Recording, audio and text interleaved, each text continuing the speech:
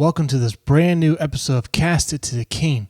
I am your host, Joshua Mickle, and we have a lot to talk about from the result that was the dismantling of the Tennessee Titans as they lose for the first time in 5 games against the Colts in Indianapolis now by the score of 16-23. And we have a lot to uncover here, and for this particular game in particular, Tennessee came through. It's typical Tennessee, and this is officially the Jekyll and Hyde season for the Tennessee Titans. This team is now officially have gone back and forth of they are so bad and inept in areas, and there is situations where they win games, and they win in such fashions that you don't expect them to win whatsoever. Today, our defense, at least the rush defense, gave up over 100 yards rushing to one Mr. Zach Moss, of all folks, for 23 carries for 165 yards and 2 rushing touchdowns. And you did not lose to Anthony Richardson or Jonathan Taylor today. You lost to Gardner Minshew and Zach Moss. You should be ashamed of yourself if you call yourself. If you're a Titan fan or a player who so happens might be watching this, I don't know, but you should be ashamed of yourself after the game today. You should be ashamed of yourselves. And so, what do I take away from this game in particular? There are many things to unpack. So let's start off with numero uno, number 1. Kristian Fulton, the corner who is said to be our number 1 corner right now. Kristian Fulton. This dude is a turnstile. This dude is our Dennis Daly of the secondary on defense. And it is that bad where there's a play in the game where he is called for defensive pass interference, and it is the same gobbled up mess that he got in trouble with against A.J. Brown. The Colts head coach was the Eagles offensive coordinator last year when that happened. He is now the head coach of the Indianapolis Colts. So on that play, he definitely said, hey, I've dealt with A.J. Brown I've dealt with Kristian Fulton for a bit. Let's attack him, and because he is such a big weakness for this team. He is such a big weakness. And they attacked him. And yes, he didn't give up the perfect passer rating today, but it is close. It is really close in terms of how bad he was and how many explosive plays he gave up in the secondary. He cost the defense a chance to get off the field versus the Saints in week 1. He blew some assignments in week 3 versus the Browns, and I think I can now safely and confidently say that botched play in the secondary that got Amari Cooper for a touchdown to end the game was on Kristian Fulton. This dude is so inept. He is so inept. And then, and one of the things that's going to be frustrating, and we'll get into it later, is Mike Vrabel's comments about this defense as a whole that should be making you want to pull your hair out if you call yourself a Titan fan in particular. And so, Kristian Fulton, the dude's a liability. The dude is a freaking liability. Getting beat, double moved, triple moved, getting his feet tangled, getting mauled at the line of scrimmage. The issue with him for the last few years has not been play. His issues the last few years has been health. He is healthy this year, barring the one game he missed, which we won, by the way, so take that into consideration. He missed one game, and that was against the Chargers. His first 2 games are duds of an L, to where he did poor job doing his assignments in secondary. And now he lays out this stinker for the defense. Now, if you want to go into specifics with the Colts win per se of how they ran the ball, Jeffrey Simmons got injured, and Danico Autry, they weren't getting after the quarterback. There were some pressures on Gardner Minshew and Anthony Richardson, and it proved to be the point of getting and laying hits on the quarterback as Harold Landry landed so hard on Anthony Richardson that it knocked him out of the game. And it may knock him out for the next game or two, depending on the severity of the injury. But the one player that was out was Tier Tart.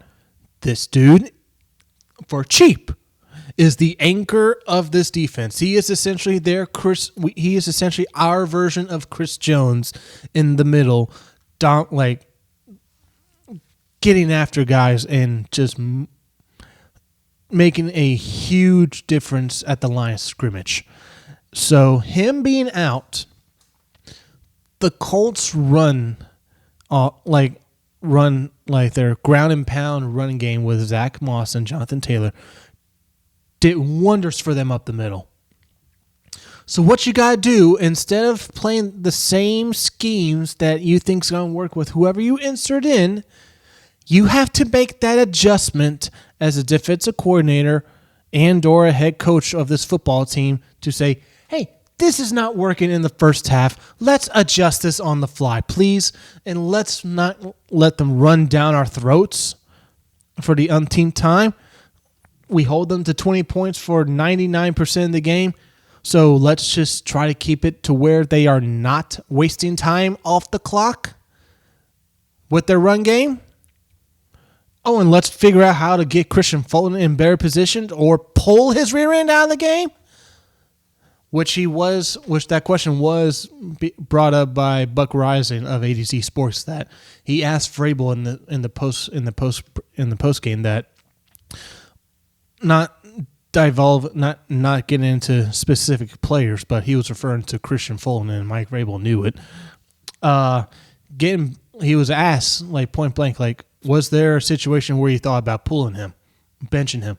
And Vrabel said, yeah, there's a moment where there's a chance that they were probably going to try that they were thinking about benching him. Now, when it comes to Vrabel and benching said players, like say Andre Dillard, who actually didn't have a bad game today, funny enough, I refuse. There's nothing that shows me that Vrabel will bench guys like Fulton or Dillard because they either had a good game before or they're the best option on our roster.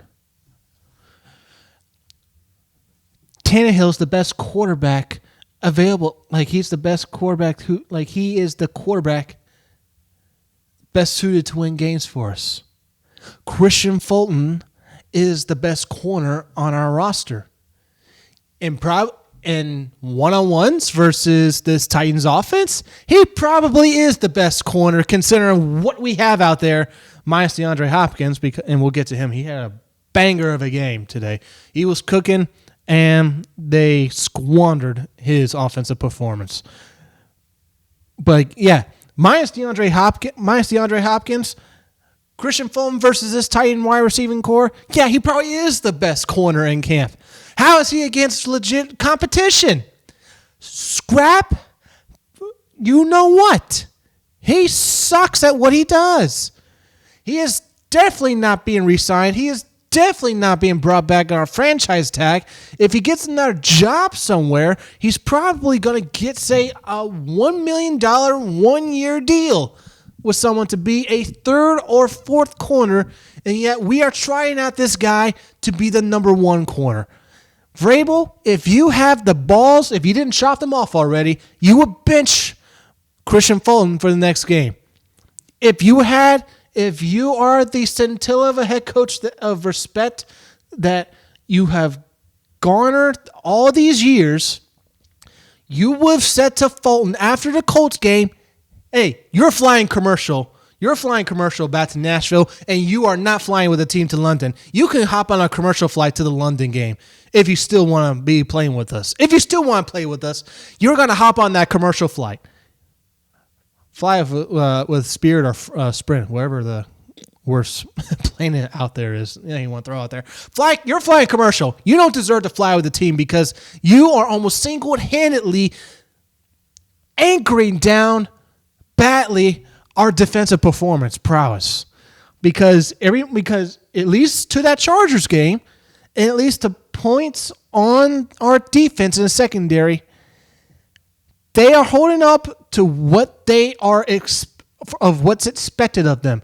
What is expected of you, Fulton, is for you to be the number one corner and for you to finally step up, stay healthy. You are staying healthy, so good job on that. And for you to produce. You are not producing. So you need to get your act together.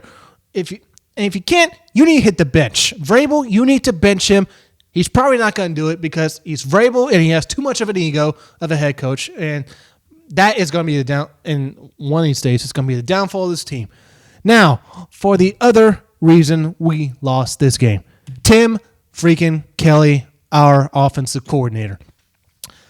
Now, someone tell me, how is it we have a better red zone percentage rate with Todd freaking Downing as our offensive coordinator, even though we can barely get into the red zone in the last 2 years when he was our OC, but when we did get in the red zone, we were like 8 times out of 10, we were more likely to get it. Now we have Tim Kelly as our offensive coordinator. We are moving the ball down the field with ease, and we cannot score touchdowns. We can't score touchdowns. We can kick. Thank the Lord we can kick field goals. Thank the Lord we can do that. Thank you, Nick Folk. You are a great addition. You are probably the best trade we could ever do for a 7th rounder. A 2025 7th round draft pick trade to the Patriots. Best trade probably ever in Titans history. Nailing every single one of his kicks this year and all of his extra. I may be wrong about he may have missed one extra point, but he is pretty much making all the kicks when he's on the field. So, congratulations. Congratulations, Nick Folk. You are this team's MVP. You are this team's MVP on the road, especially. One touchdown in this entire game by this offense. One. And let me pull up the numbers right here for DeAndre Hopkins. And before I get to him, here for Tim Kelly, you can move the ball down the field. You need to find a way to get the ball in the red zone. DeAndre Hopkins had 8 catches for 140 yards. Peak DeAndre Hopkins showed up for you in Indianapolis. He showed out. He showed up. He made sideline catches. You're like, this is the DeAndre Hopkins we want to see. This is what we didn't get with Julio Jones in his 1 year with us. We didn't get this with Robert Woods. This is what we wanted out of a wide receiver that we just brought in that was a star in the past, but maybe on the downside of his career. But DeAndre Hopkins might be different here. He balled out for you. And what do? You go away from him when you're in the red zone. You have a botched trick play with Derrick Henry, and you run Derrick Henry from a shotgun formation on 4th and 2. What are we doing here? If you're going to give the ball to Henry, the shotgun formation is not the play you go with. You either go with the I formation or do a counter move with Derrick Henry with him still in the I. Or if you're going to do a run from a shotgun, do a swing route, do a swing handoff to either Spears, NWI, or DeAndre Hopkins. Where's Chris Moore, by the way? Where's Chris Moore? Let me see if he had some. I might have missed him. Yeah, he's MIA, missing in action. Where's Chris Moore? Kyle Phillips. He's ready to go. He took Mason Kinsey's spot on the roster at the van from the injured wrist. Where was Kyle Phillips today? Where's the place for him? Was he injured after the one target? Oh my God! There's no. What are we doing here? What are we doing here, Tim Kelly? What are we doing here? You go away from your number one option and DeAndre Hopkins. Newsflash, we have more than just Nick Westbrook-Akine to catch balls for you in the red zone. Why is it, some of it is on Tannehill, but why are you calling plays specifically for only Nick Westbrook-Akine in the red zone? Why? We have more options you can throw to. Josh Wiley made a clutch fourth down catch on your final drive. Get him more involved like you did last week versus Cincinnati. Chig, what a disappointment Chig Okonkwo is looking like so far this year. Another drop. I would have never guessed it. When he dropped balls for Malik Willis against Minnesota in week 2 of the preseason, never would I have thought that this would have been a sign of things to come. Chig Okonkwo, what a disappointment. What a disappointment from Chig Okonkwo, our tight end that we thought was going to break out this year. Good luck if you're going to get 500 receiving yards this year. What was the stat line for today's game? Chig Okonkwo. 5 catches for 33 yards. Good luck. Yeah, you're not getting close to 500 yards. If you do, you're going to come by the tiniest of margins. Good luck with that. Tajay Spears, I mean, it is what it is. Like, they split carries between him and Derrick Henry. They did some nice swing routes and some nice screen passes for him. I'm so fired up right now. I am so fired up. Wesco, the other tight end that I cannot stand. He had a nice one catch. That's just one nice catch. So he was hardly on the field in the passing formations, which is a good thing.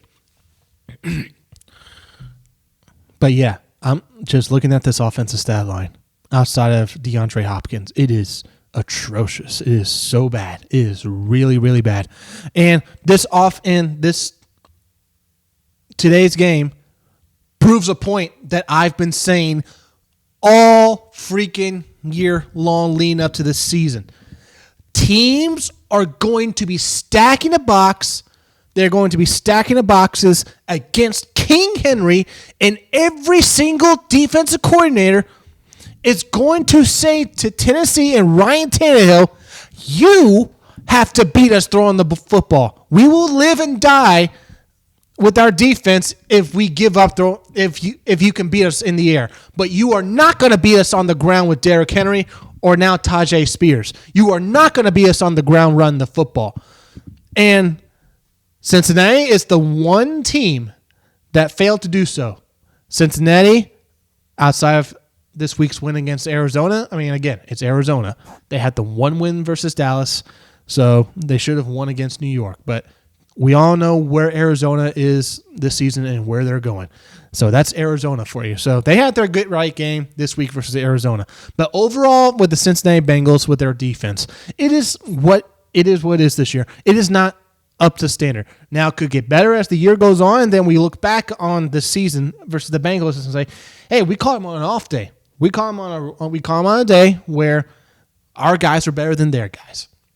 That may be the case, but I am not going to hedge that bet with the Bengals defense. Every single game this year, minus the Bengals defense, has forced Tennessee to throw the football. And credit to Tim Kelly on this one thing that he's doing that Todd Downing would never do. He's seen, okay, they're taking away the run. We have to throw the football.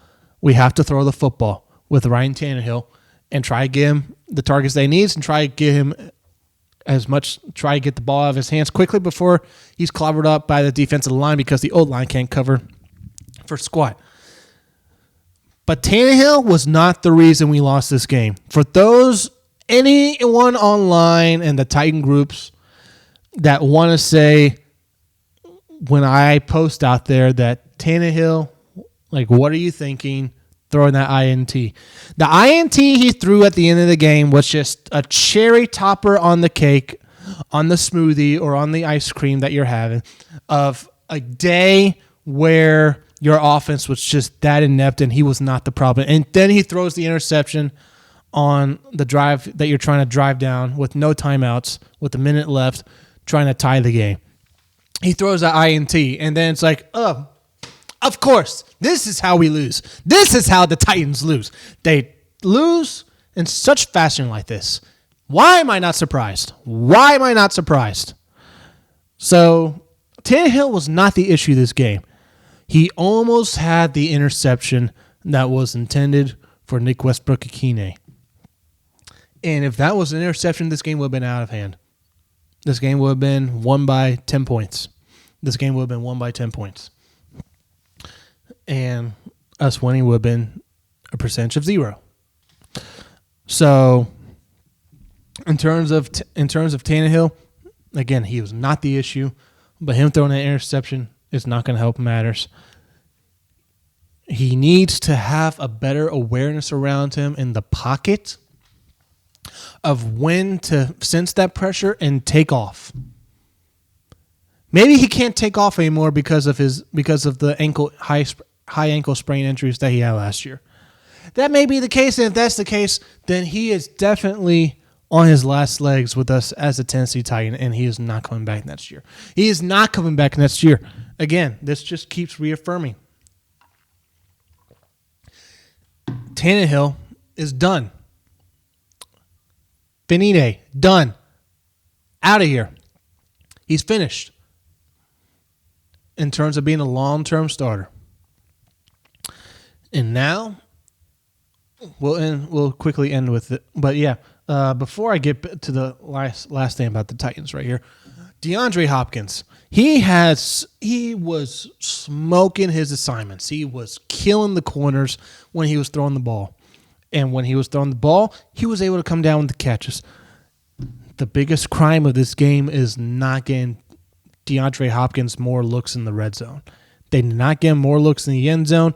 They did not do any of that. They got away from him the moment we got under the 20-yard line. That is unequivocally that is unexcusable. The dude's cooking. Give him a touchdown, for crying out loud. He has not caught a touchdown. One wide receiver leads all of our wide receivers in touchdown catches. And he's the only one to catch a touchdown pass. Passes. It's one guy.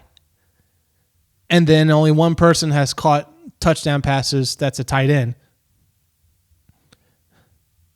This is how pathetic we are. It has been, I want to get the date correct. Right here. It has been so long since we scored a particular amount of points. It has been 637 days since we last scored 28 plus points in a football game. It's been almost 2 years.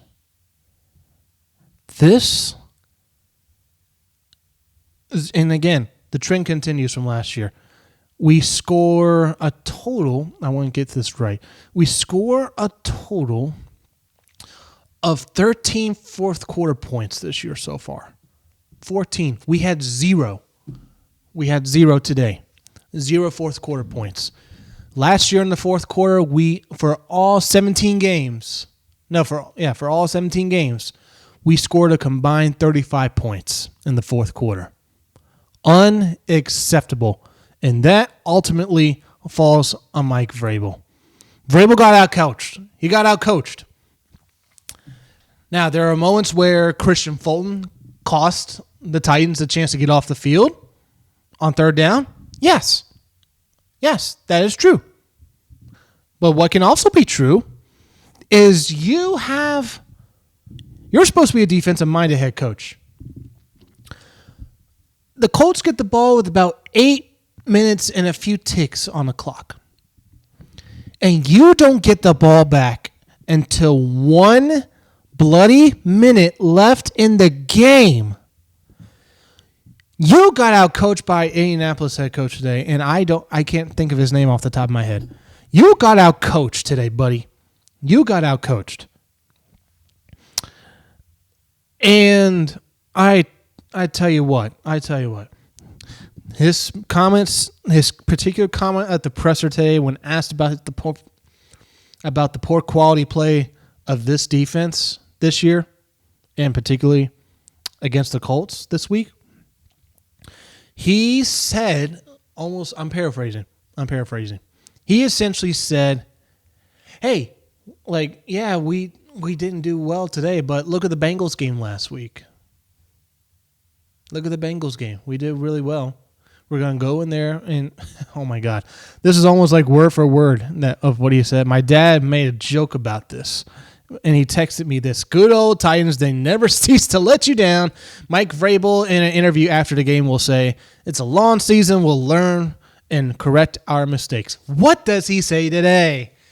He says, outside of the Bengals comment that he made today, it's like, hey, look at the game against the Bengals. Like, we did well against them. He says verbatimly what my dad mockingly says, in saying that, hey, those are mistakes we made, and we're going to correct them and we're going to have them corrected by next week. This team is the ultimate epitome of Jekyll and Hyde.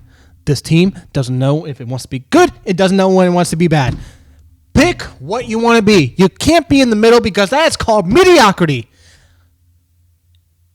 Mediocrity is the slow burn that kills franchises and divides fan bases.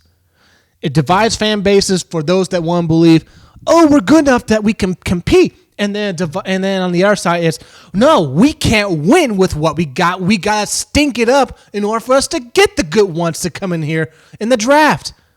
We have to stink it up in order to get our franchise quarterback unless we're going to trade away a big haul for a top 5 pick or the number 1 overall pick. That's the only way we're going to get there is if we stink or if we have to trade a whole bunch of assets away and draft picks.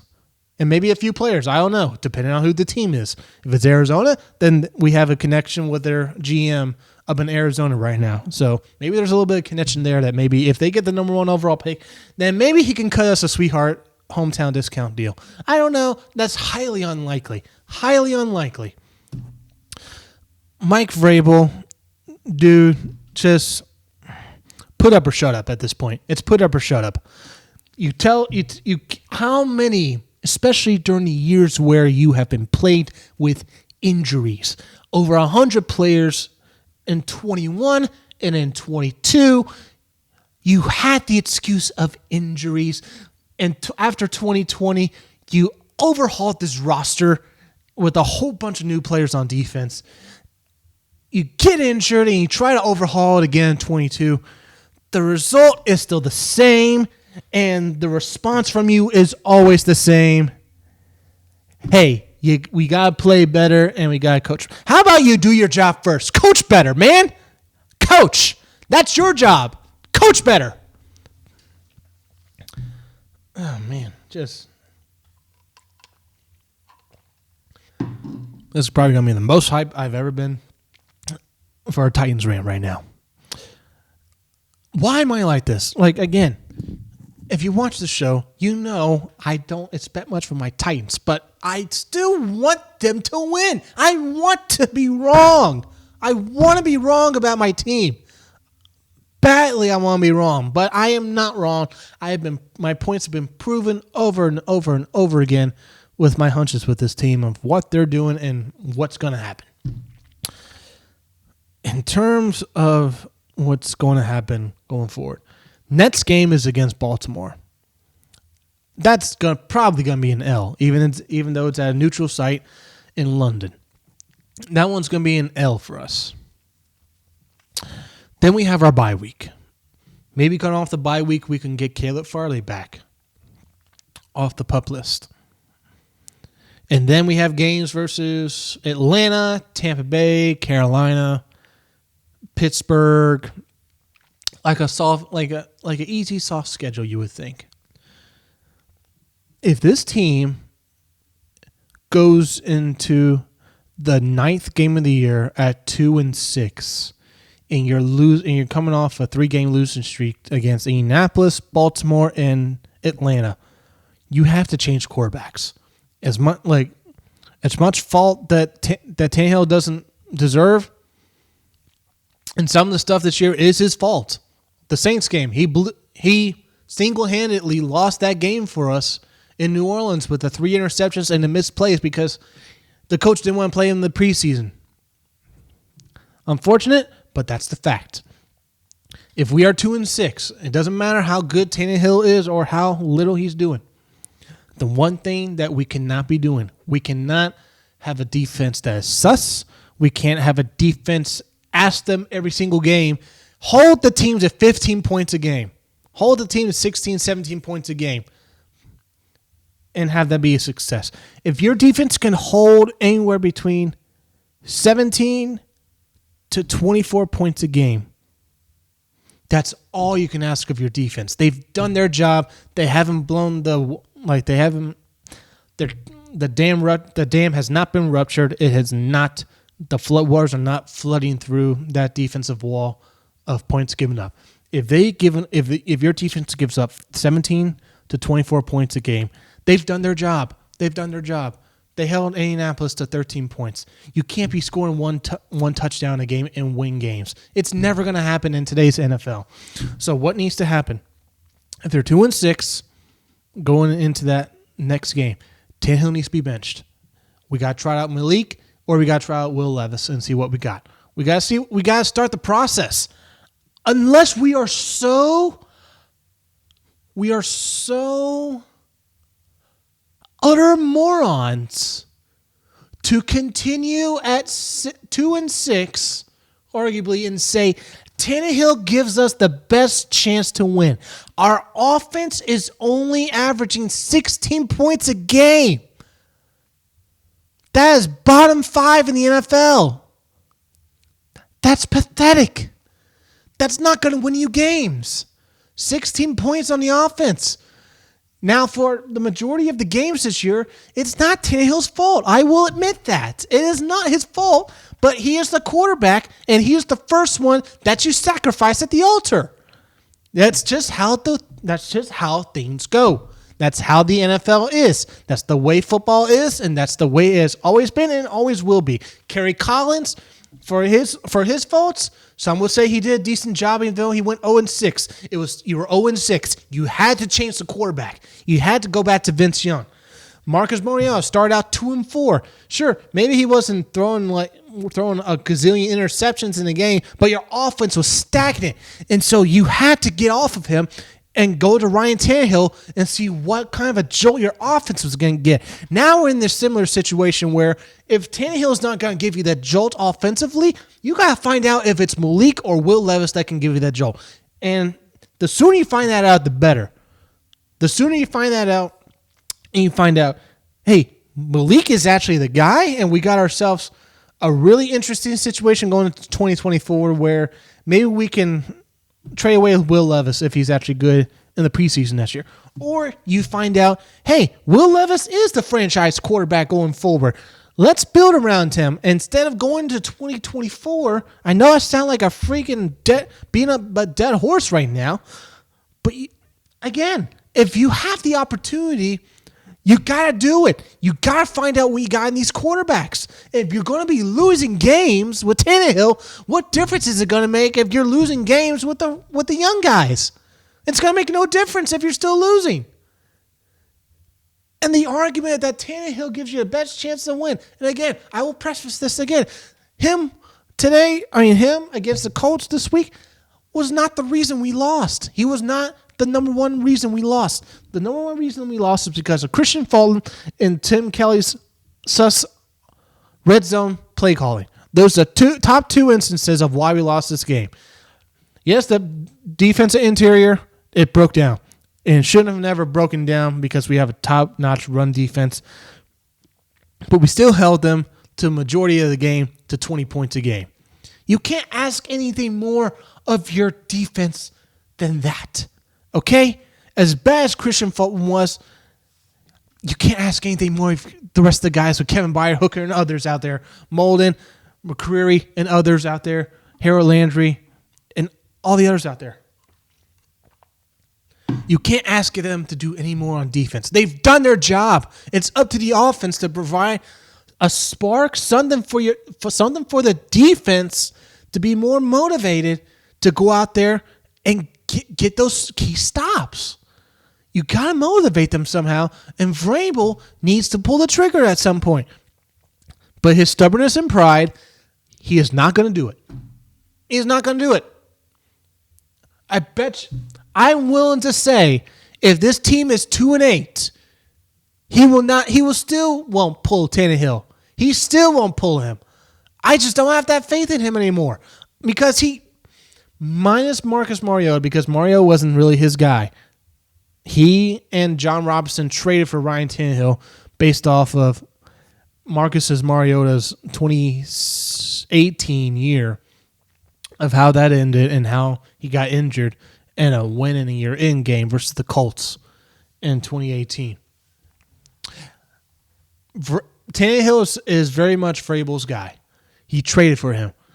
He rides with his guys. Show me an instance where Vrabel has benched someone that he is loyal to. Show me an instance. Do you have one? There is none. Can you show me an instance where Mike Vrabel, in an instance where someone on your coaching staff gets in a DUI situation in the middle of the night after a team win? Can you show me an instance where after that happened, he held him accountable and he suspended him or fired the guy? You can't. It didn't happen. He still let Todd down and coached the rest of the year. It's frustrating. It's very, very frustrating as a Titan fan. It's really frustrating when you have such ineptness and such ineptness sometimes where Vrabel's coach speak is that on par with Bill Belichick. He almost gives you the same freaking talking points. And it is getting so annoying right now that the more this continues, and especially if we're losing, it is going to catch up to folks, even those that want to defend him, and to where they got to look in the mirror and say, hey, this ain't working. Something's not right. We keep changing over the rosters every year. We keep overhauling the players every year. We're now firing position coaches and coordinators now, but there's one constant that has not changed. Vrabel. We fired our GM last year. The situation and circumstances are still the same. What is different? What is not different is the question. What is the same? What is the thing that is still not different? It is the head coach right now, and Mike Vrabel. And he needs to get with it, or it's going to be his downfall. But I just don't see a world where, I could be wrong. Where he is let go for his ineptitude. We'd have to lose a few more games for us to get to that point. But this guy, for Vrabel, he can be a good face for something, but he is not a good coach. He's just not a good coach. He can be a good CEO for you, but he's not a good coach. He was a horrible defensive coordinator in Houston in his 1 year being a defensive coordinator before we hired him as a head coach. Worst defense in the NFL. Did Deshaun Watson and DeAndre Hopkins no favors. He splits defensive play calling duties in 2020 because he didn't want to bring in an outside voice to be defensive coordinator. They wanted to keep it in-house and split up the duties between different linebackers coach and Mike Vrabel calling plays on defense. The worst third down defense in all of 2020 in the history of the NFL, the Tennessee Titans. That's what you got out of the Tennessee Titans on defense in 2020. Then insert Jim Schwartz and company, and being an assistant to Shane Bowen, and maybe now it's looking like maybe that Jim Schwartz was the secret sauce of this defense, and I hope I'm wrong. Because they wanted to hedge their bets on having Jim Schwartz in there as an assistant, outside voice, and not hire him to be the defensive coordinator. He's not going to get a head coaching job anytime soon. You should have kept him in-house, and whatever his pay was, you should have paid him. Whatever Cleveland was offering, offer a little bit more to keep him on our staff. Wherever he was being offered to be a head coach somewhere, possibly, I don't know. But if he was ever given another opportunity to be a head coach somewhere, you should say, hey, you can stay here for that same amount of money. If not, here's a little bit more. We didn't do that with Jim Schwartz, and now he's in Cleveland. All right.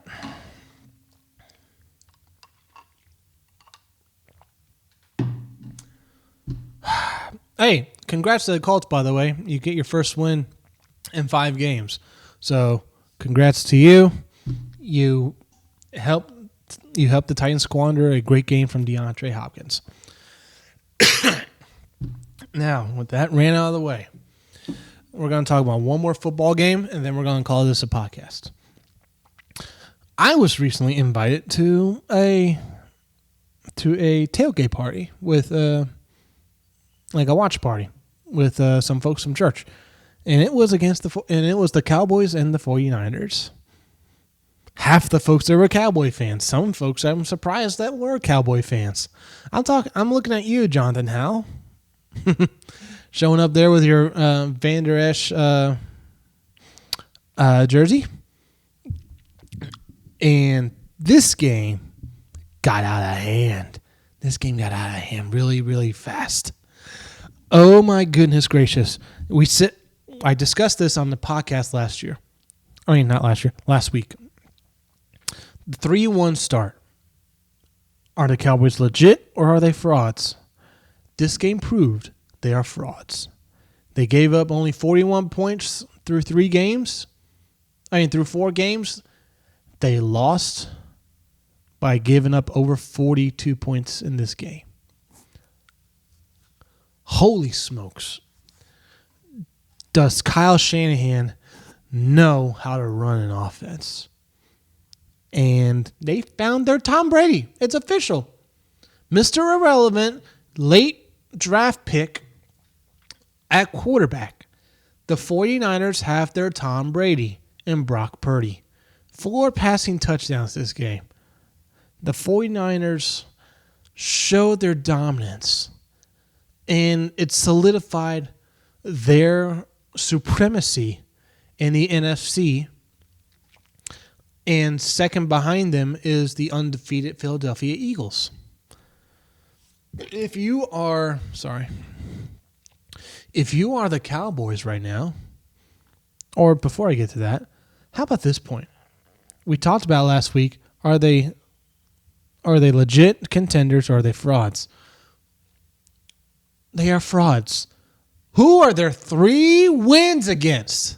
Someone remind me, who are they 3 wins against? A Daniel Jones banged up offensive line of New York Giants. Zach Wilson and the New York Jets coming off of a week where Aaron Rodgers got injured and they can't do anything offensively.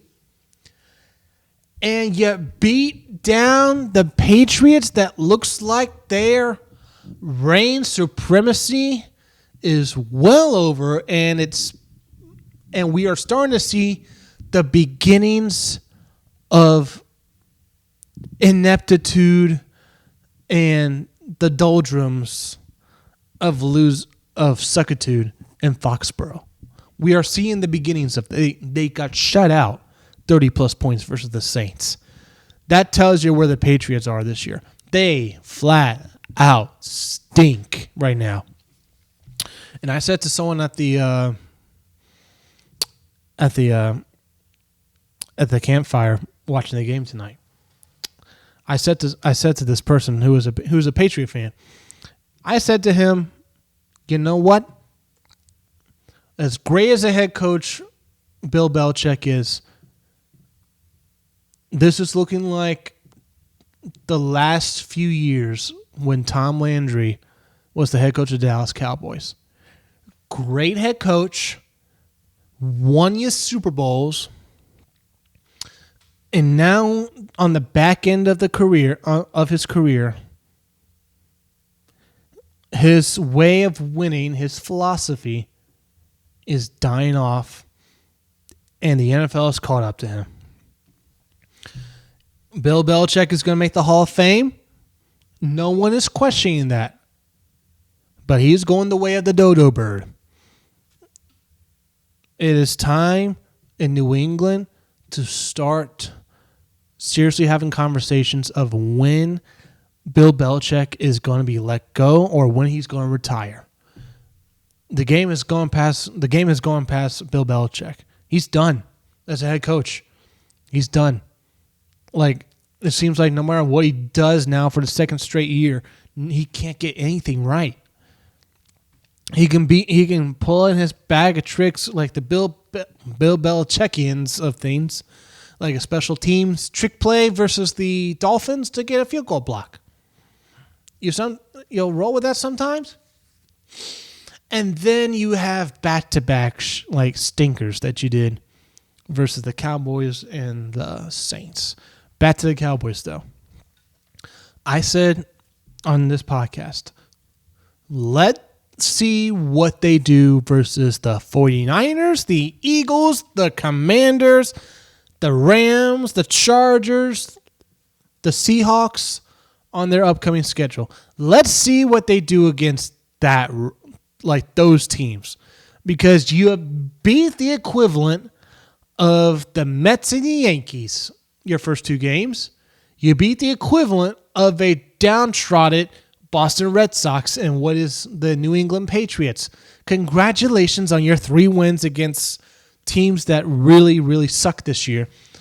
Although the Jets did get a really impressive win versus the Broncos, and boy, are the Broncos in big trouble. Are they in big trouble? Oh, boy, oh, boy, oh, boy.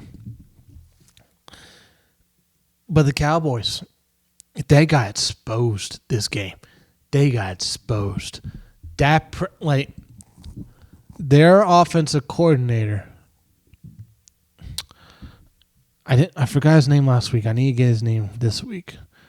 Who was the Cowboys offensive coordinator?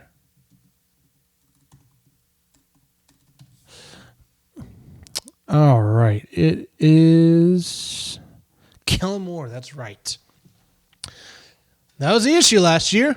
You blamed Kellen Moore for your offensive play calling. You blamed him and thought he was the problem, like Mike McCarthy. Pull in some plays and let him do the play calling. Kellen Moore's now in Los Angeles for the Chargers, and maybe the head coach for the Chargers if they slip a bit this year. It meant nothing. The defense got exposed by Brock Purdy and Kyle Shanahan in this offense. They got exposed.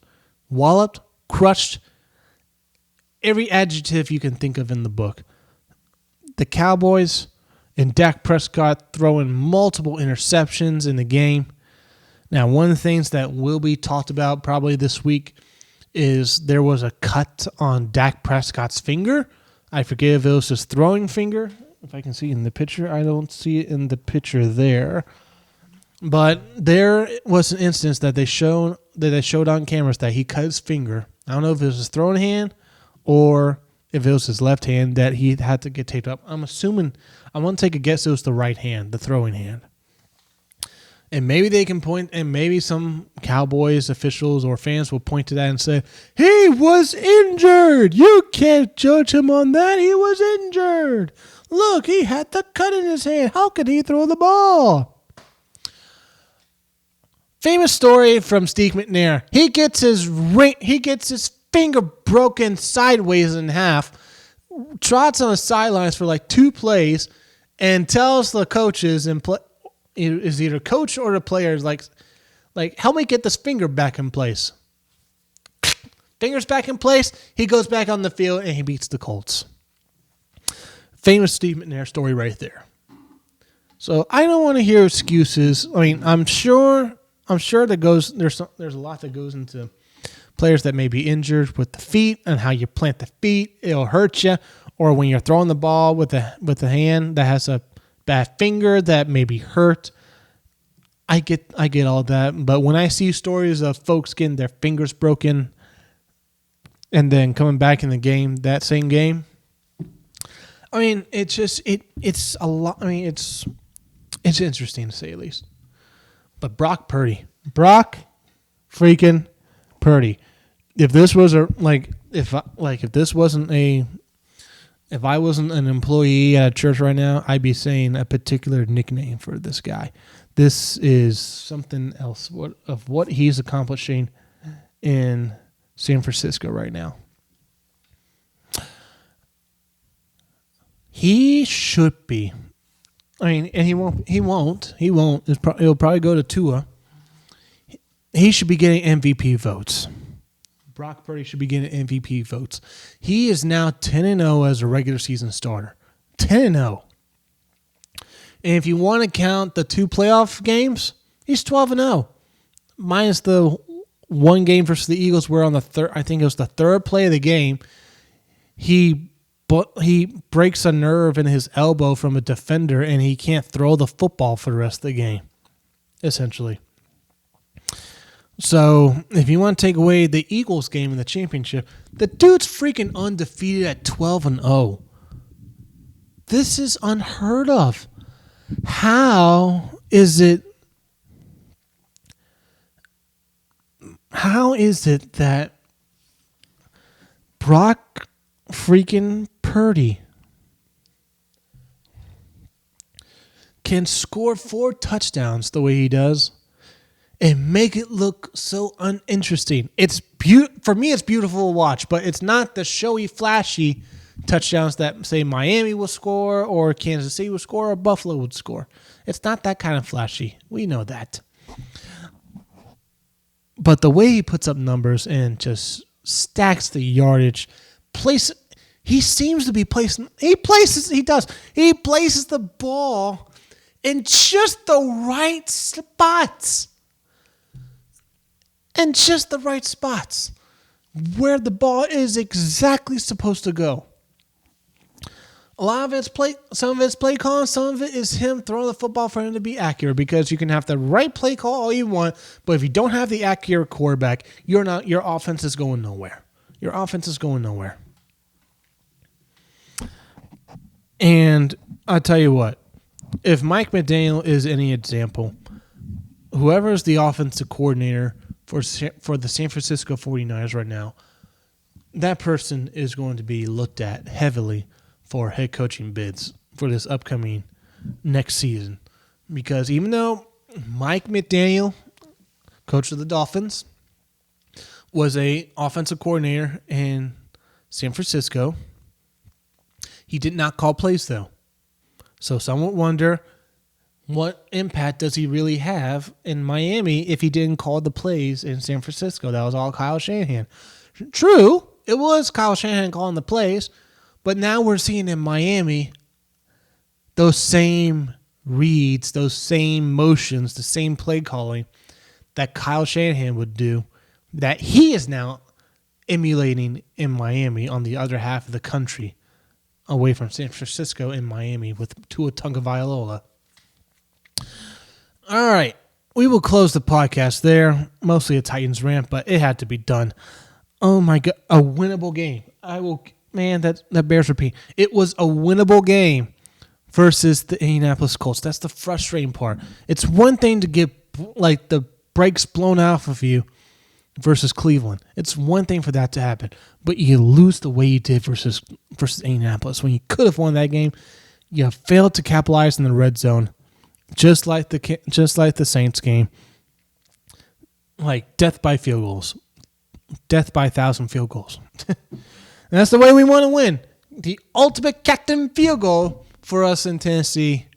Used to be Jeff Fisher, now it's Mike Vrabel. So I will happily pass that torch to you, Mike Vrabel. You bear the torch of wielding captain field goalisms on you right now. So next week, we are going to have a very stats show. We're going to have a special guest, so stay tuned for that. We are going to, with as many topics as we have with our special guests, we it seems like next week we are going to have a whole slew of segments that we are going to be bringing back for at least next week's show, our buy and sell segment. So we are going to be hitting the ground running, hopefully next week when our special guest comes in that we have over, and we're going to be fireballing all those buy and sells, and we're going to get into some very juicy topics. And yes, there will be something said about Mel Tucker and the Trevor Bauer situations in baseball and in college football of what is going on with those situations. I'm not going to dive into them today, and I'm not going to dive in with those today. I'm going to do that when I have the special guest on with us, so we can also get his opinion as well, because it's an opinion that definitely needs a second voice of opinion in terms of how someone feels about those particular situations. Ahsoka review also coming on the way. The series is done. Loki reviews we will be giving those as well next week. Next week's going to be a very packed show. I can't wait to do that show with you guys next week. And until next time, guys, my name is Joshua Mickle. And as always, keep kicking it to the king.